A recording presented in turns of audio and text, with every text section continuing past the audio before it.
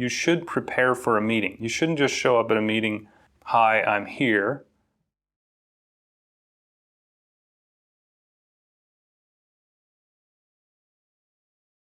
If you're on a school board and there's a meeting coming up, you should read the past minutes. You should really get familiar with the past minutes, especially the previous meeting, possibly one or two more. Get familiar with the past minutes. If you've been assigned some work, some research work perhaps, be sure it's done. You have an obligation. You were assigned that work. You agreed to it. You need to get your homework done. Read and ponder the agenda if there is an agenda, and a school board meeting should have an agenda. Not all meetings will have agendas. I'm not going to unpack that too far. In the business world, we sometimes have meetings that don't have agendas by design. School board meetings should have agendas.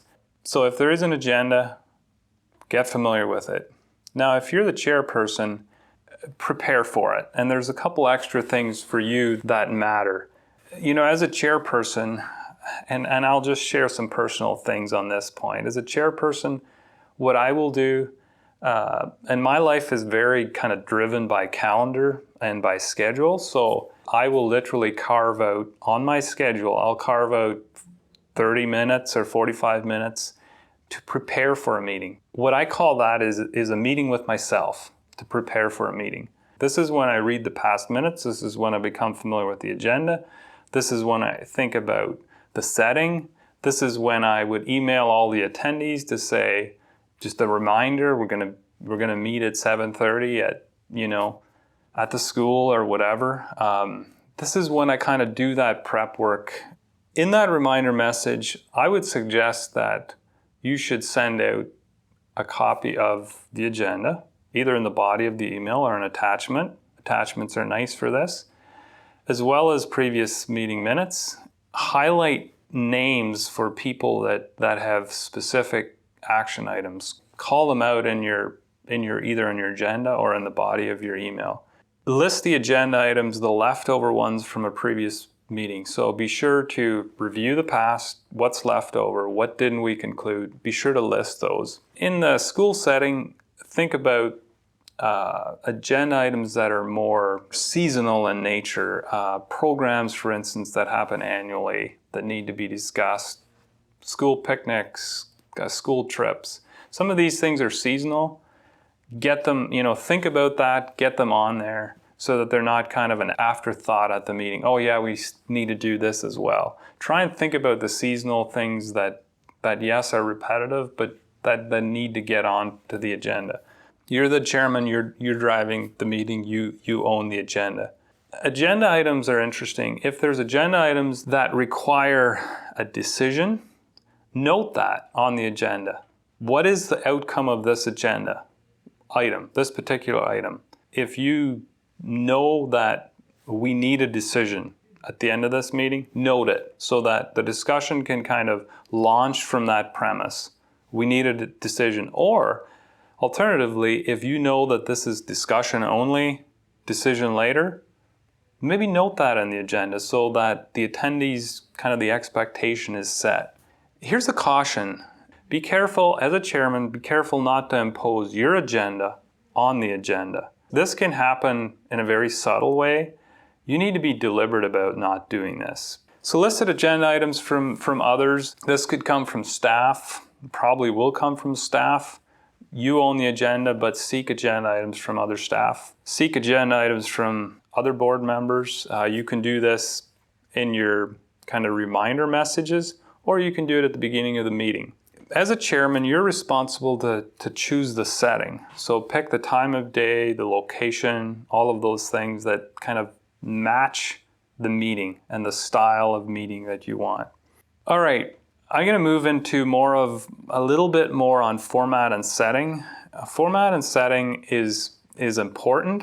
How you maximize your efficiency of a meeting, how you maximize the potential outcome of a meeting. These things are important. Meetings should be organized and prompt. It's the chairman's responsibility to ensure meetings start on time. This is basic stuff. It's his responsibility to make sure everyone's comfortable. Do we have enough chairs? Are they comfortable? Are they too comfortable? It's his responsibility to make sure the setting is correct. Interesting thing on dress code, and I've observed this over the years. Be formal about your formal meetings. There's actually value in this. As you allow your dress code to kind of go from formal to informal and almost to the point of no formality left, the meetings will tend to follow that trend. The discussion will tend to follow that trend. There's a time to be formal and there's a time to be informal. Meetings should, in my opinion, have a formal component, including dress code. It changes the dynamic of your meeting. And there's something really healthy about that. How you sit is important. Everyone should be able to see each other. If you're using a room, try the best to match the room size to the group size or the group size to the room size. Don't have a 5-man meeting in a gym, right? I mean, you can do that, but it changes the dynamics. Also, don't have 15 people in a 10 by 10 room, right? I mean, try and match the group to the room size. Tables are the best. I'll even go as far as say that oval tables are better than square tables. There's actual reason for this. People can see each other better. I've observed this in the business world. The shape of the table makes a difference. Everyone needs to stay alert, but the chairman, like probably no one else, needs to maintain alertness and composure throughout the meeting. He needs to position himself in such a way that he can see everyone around the table very well. Maybe it's a circle, maybe you don't have a table. And I understand there's a range of schools and school settings. And what I described is kind of the optimum, but you can dial it back and change it up if you have to. Board meetings, I believe, should start with, some inspirational thoughts or even a devotional. We don't need a lengthy devotional, but something that's really punchy and inspirational at the beginning. Start with a prayer. That's very, very fitting. As a chairman, you should preface every meeting with a short vision statement. If your organization has a vision statement or even a short-term goal, something you want to achieve in 2019, you should preface your meeting with that statement. In the school setting, you might have a vision statement. You might have a sentence or two that simply encapsulates why we do what we do. Start the meeting with this. This is powerful. I've seen this. I've seen this in the business world where, as a leader, you start with that. You preface every meeting with, this is why we're here. It's going to feel like you're over-communicating. You're going to hear yourself say this over and over and over. And by the time 2020 rolls around, you're going to have said this hundreds of times. It's actually powerful. As you move through the meeting, you will come back to that. That vision statement becomes a filter for every decision we make. Does it meet the criteria? Does it meet the test? Does it actually do what we said we're going to do? Will this decision enhance our vision? I would highly suggest we adopt that in our board meetings.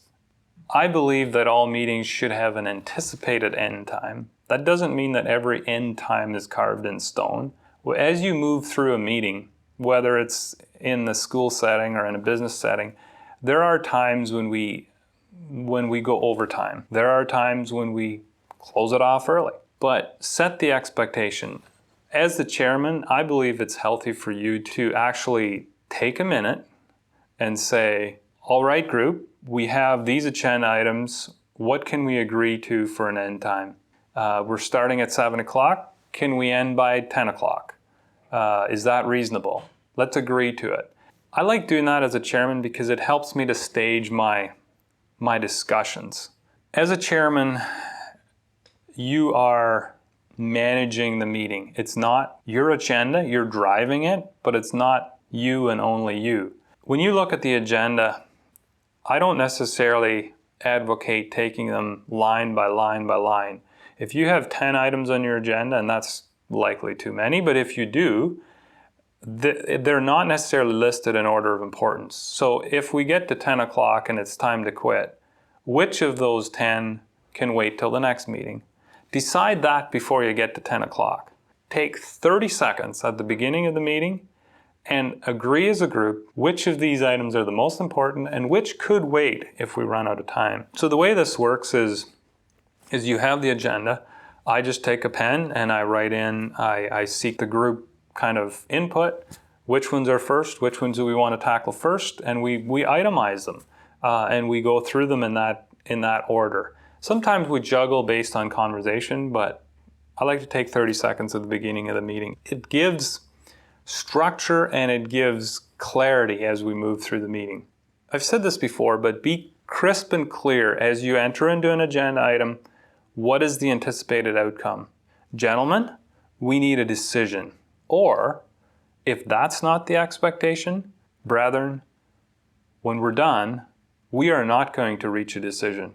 We are going to plan to not reach a decision. But this is long term. We need to think about this. Let's talk about this for the next 15 minutes. I want you all to share, and we're just going to engage. If that's the expectation, set the expectation before you enter into the discussion. Is the outcome of this discussion a decision, or is it simply conversation to set the stage for a future decision?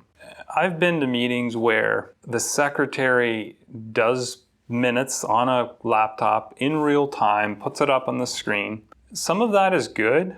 I've wondered already if that's more of a distraction for us than it is a help for us. At board meetings, I would probably hesitate to put those minutes up on the screen. That's just my experience. I don't feel strongly on that. Freely share your own ideas, but don't be afraid to openly challenge your own thoughts.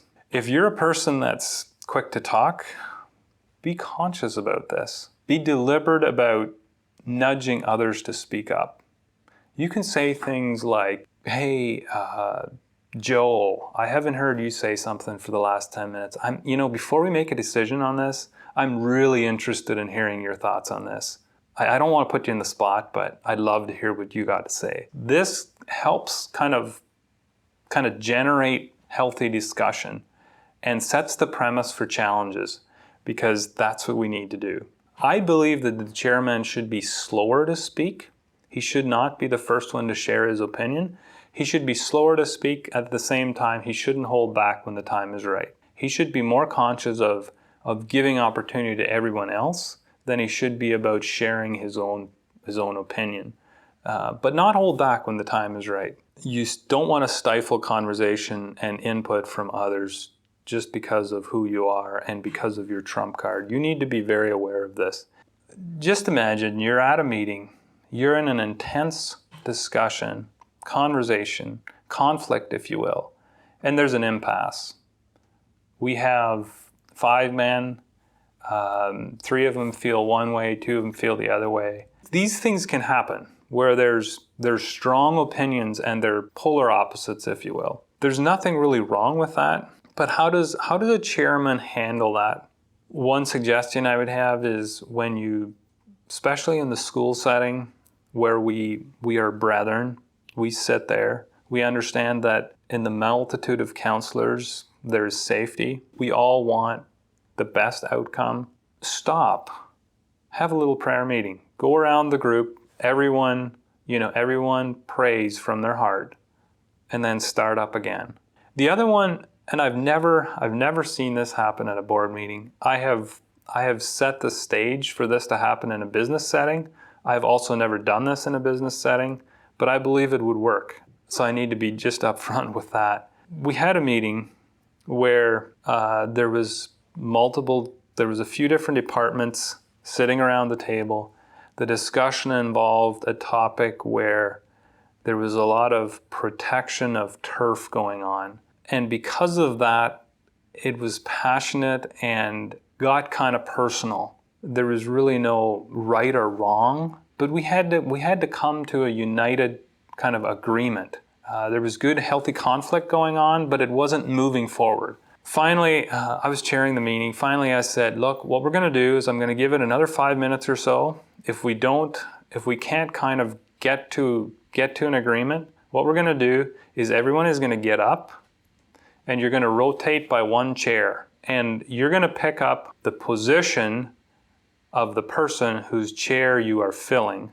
Now, these people weren't throwing things at each other. It was healthy. It was good, but it just wasn't moving. We had to shake things up and move it. There's other ways. Sometimes you need to stop, stretch. Sometimes you need to postpone. Ask yourself, do we need to make a decision on this, or would more information be helpful? Many times it's not.